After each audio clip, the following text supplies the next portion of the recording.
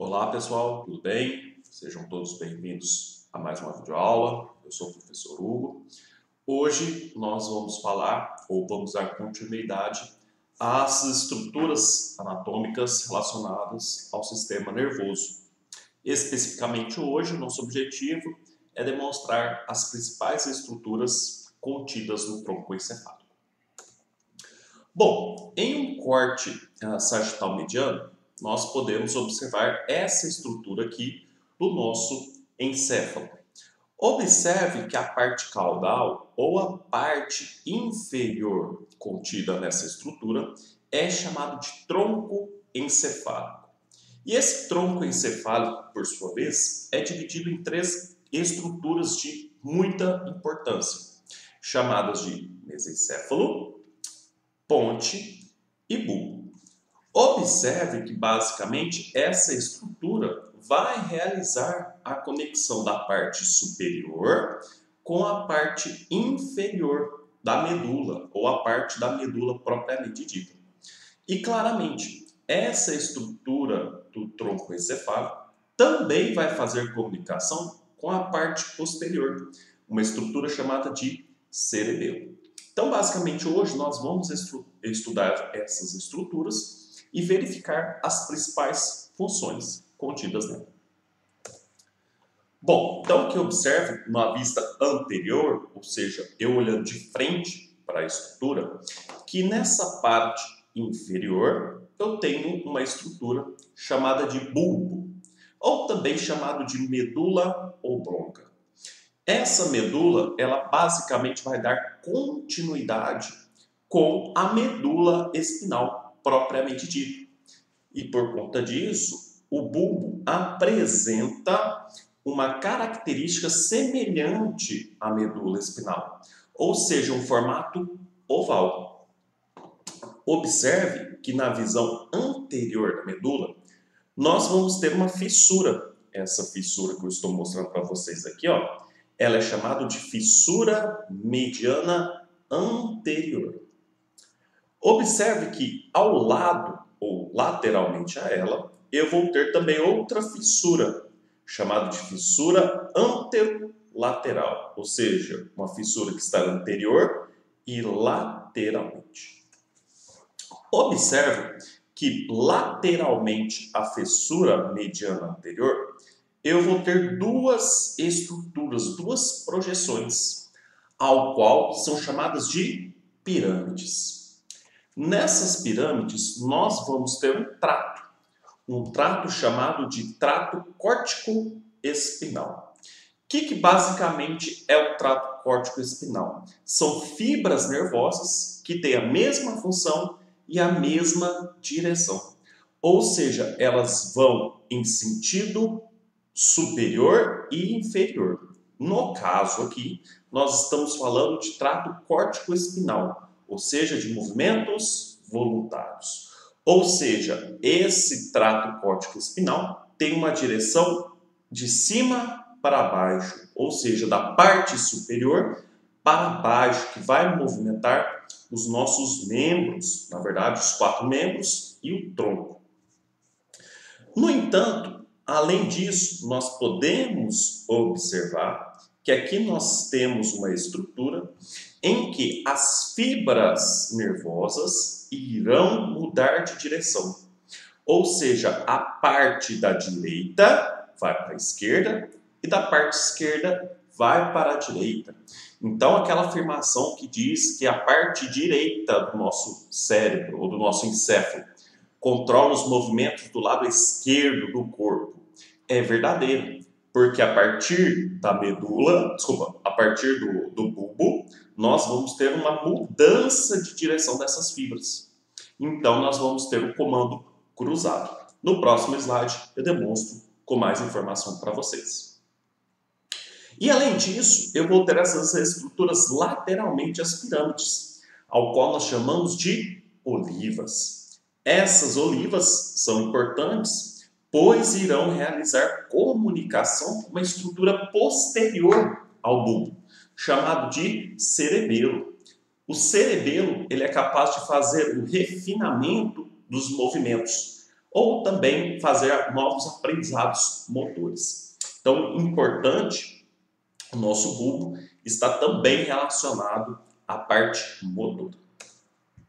Então, demonstrando aqui para vocês, ó, em um novo corte, em que eu tenho as pirâmides, então as pirâmides constituídas por fibras, essas fibras vão sair do encéfalo, vão passar nessas pirâmides e observe o que acontece com aproximadamente 90% das fibras nervosas. Elas vão mudar de lado, ou seja, as fibras que estavam desse lado, elas cruzam para o outro lado, e o mesmo acontece com as fibras do outro lado. O que isso é importante para nós? Quando pessoas apresentam um acidente vascular encefálico, normalmente elas apresentam paralisia de um lado do corpo.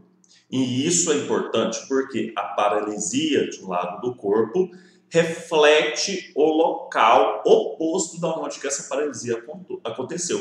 Então, se, por exemplo, o acidente vascular encefálico afetou uma área motora do lado esquerdo, a paralisia dos membros vai acontecer do lado direito, por conta principalmente dessa decussação das pirâmides, essa mudança de direção. E aqui, novamente, mostrando para vocês, ó, eu tenho fibras que saem do encéfalo, elas vão passar pelo pedúnculo cerebral, vão entrar na pirâmide, e olha o que acontece com essas fibras, elas cruzam para o outro lado.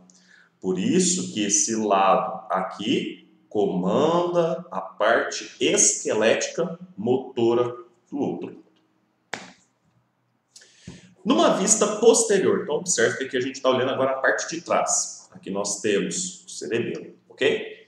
Nós vamos ter um sulco mediano posterior, nós vamos ter um sulco intermédio posterior e um sulco lateral posterior. Isso tanto do lado direito quanto do lado esquerdo.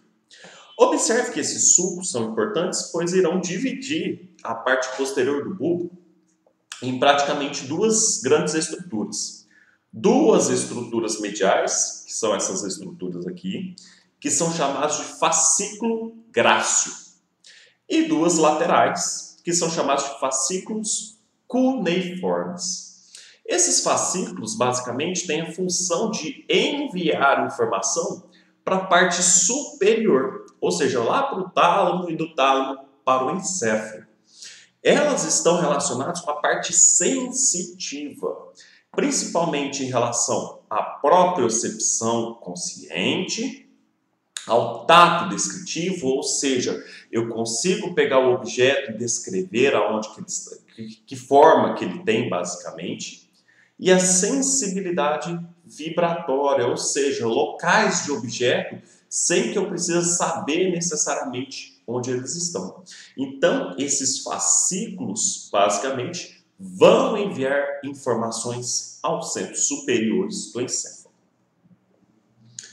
Além disso, no nosso bulbo, nós vamos ter a origem de nervos cranianos, nós vamos ter o nervo, o oitavo nervo craniano, certo? Chamado de vestíbulo coclear. Então, observem aqui, ó, eu tenho o vestíbulo coclear. Ele é um nervo misto, está relacionado com a nossa audição. Eu vou ter o glossofaríngeo, que ele também é misto, ou seja, quando eu falo que o nervo é misto, eu quero dizer que ele vai ter tanto parte sensitiva quanto motora. Ele está relacionado principalmente com a gustação, com a deglutição e a salivação. Nós vamos ter o nervo vago, que também é misto, está relacionado com a faringe, com a laringe e também inervação das vísceras abdominais e torácicas. O nervo acessório, que está relacionado principalmente com a parte motora, relacionado com a deglutição, ou seja, com a parte de engolir. E o hipoglosso, que está relacionado também com a parte motora, principalmente a mobilidade da língua durante a fala. Então, basicamente, nós temos aqui 5 nervos cranianos com origem no bulbo. Importante, além disso, o bulbo ele tem alguns núcleos que servem de centro de controle. Eu destaco aqui dois importantíssimos, que é o centro de controle cardiovascular, que a partir dele nós vamos ter a interação de informações cardiovasculares, principalmente relacionados com a pressão arterial. Nós vamos ter o centro rítmico respiratório, que vai ditar basicamente a nossa respiração. E além disso, relacionado ao reflexo do vômito, deglutição, espirro e soluço. Principalmente essas estruturas são reflexos proporcionados para que a gente mantenha a homeostase. E, obviamente, via sensitiva da gustação, audição e equilíbrio. Superiormente ao bulbo, nós vamos ter uma estrutura chamada de ponte. Como o próprio nome diz, a ponte ela vai ligar a estrutura inferior à estrutura superior encefálica. Observe que, de forma macroscópica, em destaque aqui em verde, eu tenho uma estrutura em formato de losango.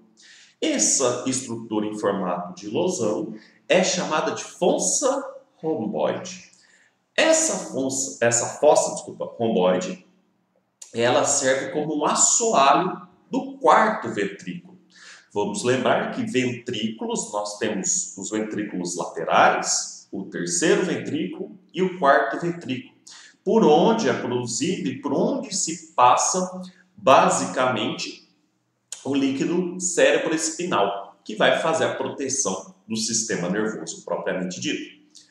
Observe que na ponte nós vamos ter essas estrias, e a partir dessa estria eu consigo dividir a fossa romboide em parte bulbar, que é a parte inferior, e a parte pontina, que é superior.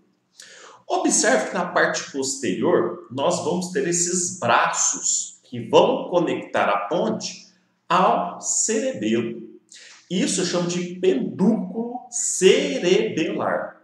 Então, o pedúnculo cerebelar, basicamente, são estruturas de projeção da ponte para se conectar ao cerebelo. Isso é importante, uma vez que as vias, tanto sensitivas quanto motoras, podem fazer conexão nesses pedúnculos cerebelares. Esse pedúnculo ele é dividido em parte superior, parte inferior e parte média. Obviamente, vocês podem ver que a parte média é a estrutura ao qual é maior e desenvolve maiores funções. Na ponte, nós também vamos ter origem de alguns nervos cranianos. Nós vamos ter o trigêmeo, que é esse nervo misto, na verdade. Okay? Vocês podem observar que o trigêmeo, basicamente, ele está relacionado com a sensibilidade, a parte sensitiva da face, que é dividida em parte oftálmica, maxilar e mandibular, e também está relacionado com a parte motora da mastigação. Nós vamos ter o abducente. O abducente está relacionado principalmente com a parte motora. Esse abducente está relacionado com movimentos lá do nosso olho, dos nossos olhos, desculpa, com a parte ocular. Nós vamos ter também o facial, como o próprio nome diz, está relacionado com a nossa face, ele está relacionado com a parte mista, é sensitiva para a gustação e motora para a secreção de saliva e lágrimas. E além disso, participa da contração muscular para a mímica facial. E por fim, nós temos a parte também vestíbulo coclear, que tanto no bulbo quanto na ponte é relacionado à parte mista. E nós já abordamos ele durante essa videoaula. Por fim, eu tenho a parte superior do tronco encefálico, denominada mesencéfalo. O mesencéfalo também apresenta braços ou estruturas que vão se conectar com a parte superior, que também é chamado de pedúnculo. Só que aqui, nesse caso, é pedúnculo cerebral. E nesse pendúculo nós vamos ter axônios, ou fibras nervosas, sensitivas e motoras. Ou seja, a partir desses pedúnculos vai ter informação chegando na parte superior encefálica e vai ter informação saindo da parte superior encefálica. Entre um pedúnculo e outro, eu vou ter uma fossa, chamada de fossa interpendencular. Numa visão posterior, observe aqui, então, ó, tem o bulbo, a ponte e o mesencéfalo. Eu vou ter 4 estruturas importantes em projeções, que são chamadas de colículo. Então, eu tenho 2 projeções superiores, chamadas de colículo superior. Elas estão relacionadas com a parte visual, enquanto que o colículo inferior está relacionado com a parte auditiva. Obviamente, esses locais são locais de conexão, ou seja, de interpretação de ações visuais e auditivas. Em um corte transversal, ou seja, eu peguei o mesencéfalo e fiz um corte e estou olhando essa estrutura. Observe que no mesencéfalo eu vou ter 2 cores diferentes. Obviamente eu tenho a substância branca, ok, chamada de tegumento, e vou ter 2 estruturas, uma chamada de substância negra e uma chamada de núcleo rubro. A substância negra, basicamente, ela vai fazer a regulação da atividade motora. E, obviamente, esses neurônios, eles são ricos em dopamina. Quando se tem, por exemplo, a doença de Alzheimer, as fibras nervosas dessa substância negra, elas são lesionadas. E, consequentemente, a dopamina ela não consegue fazer esse refinamento muscular. Por isso que a pessoa fica em processo de tremer. Ok? Enquanto que o núcleo rubro, ele vai integrar informação do cérebro e cerebelo. E está relacionado principalmente com a nossa coordenação motora. Observe aqui então, ó, que eu tenho o pedúnculo cerebral, aqui eu tenho a parte do teto, e observe, aqui eu vou ter basicamente uma estrutura que vai permitir com que o líquido cerebroespinal passe dos ventrículos laterais para o quarto ventrículo. Essa estrutura, essa pequena projeção, essa depressão presente aqui, é chamado de aqueduto mesencefálico, ou seja, o local em que permite a passagem do líquido cerebroespinal da parte superior para o quarto ventrículo. E para a gente finalizar, obviamente, existem nervos cranianos que vão sair daquele local. O primeiro deles é o óculo motor, certo? É o terceiro par, ele é motor, ele está relacionado a movimentos do bulbo do olho e também parte da musculatura lisa que vai regular a contração da pupila e o formato da lente. E, por fim, nós temos o troclear. O troclear, basicamente, está relacionado com os movimentos oculares. Ok? Então, essas são as principais estruturas. Espero que vocês tenham gostado da nossa aula e até a próxima.